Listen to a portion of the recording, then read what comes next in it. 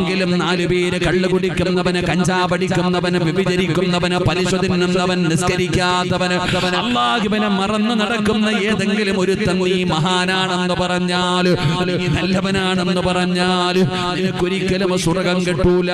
അല്ലാഹുവിന്റെ സ്വർഗത്തിൽ കടന്നു പോകാൻ കഴിയില്ല. അതുകൊണ്ട് വഅദ കേൾക്കാമെന്ന് പെങ്ങള് ഏതെങ്കിലും 4 പേര് പറഞ്ഞാ പോരാ. എന്റെ പ്രിയപ്പെട്ട ചെറുപ്പക്കാരാ, ഏതെങ്കിലും 4 പേര് പറഞ്ഞാ പോരാ.